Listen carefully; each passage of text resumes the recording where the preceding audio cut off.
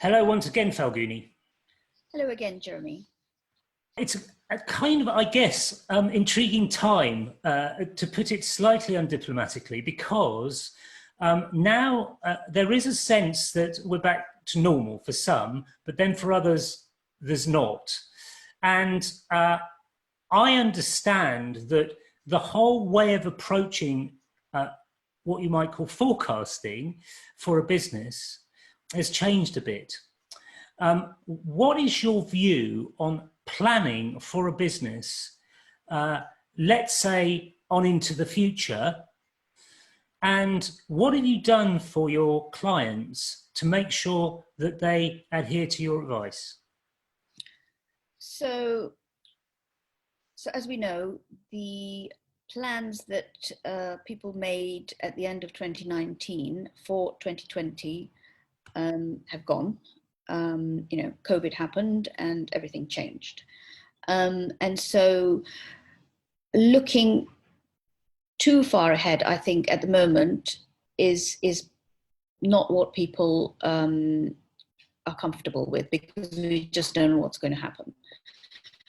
And so I'm getting clients to focus on, up to 1 year ahead. And so looking at what I call short-term goals. So they could be anything from 1 day to 1 year, say. And, deciding what sort of things, they want to achieve in this time, and then helping them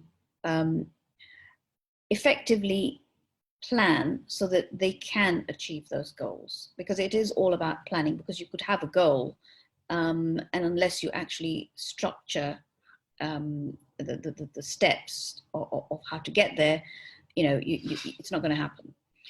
So, for example, one client wants to, in the next year, improve their sales figures by 50%. And so, that's great, but how are they going to do it? And so basically I've suggested, they really break down all those activities of how they achieve that. So one of the things, one that I suggested was, look at the strategies of how you're going to get some good leads, proper leads, and whether, you test and measure the quality of those leads. And then make sure, what is your next step to convert those leads into customers. Because unless you have a very detailed laser focus, targets, goals are not reached. So one client, we started working on that process. Another client wants to have 3 new consultants in the business over the next year. Because that's their growth model.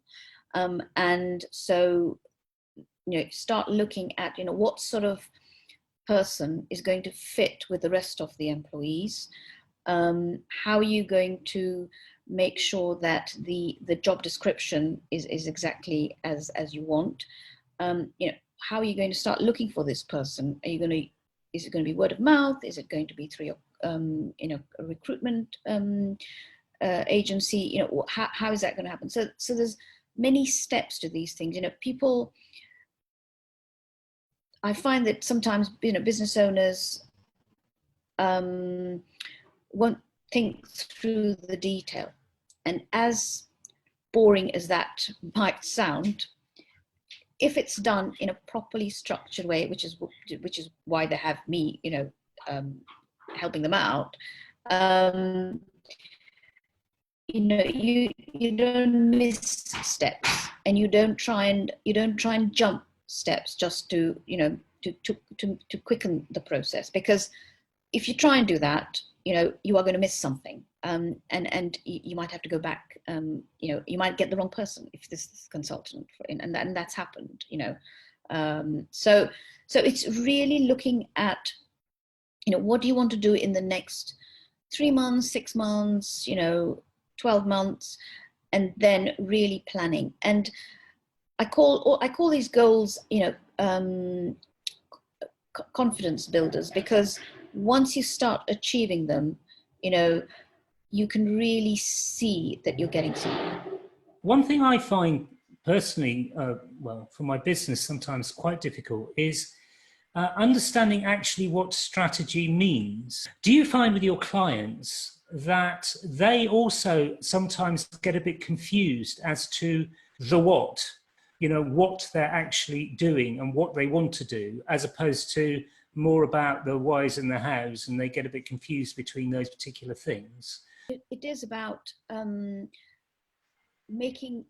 keeping things simple, because I think sometimes you hear the word strategy and you think it's some, you know, big complicated thing that you're meant to be doing. You know, you don't have to call it a strategy. You can call it a method.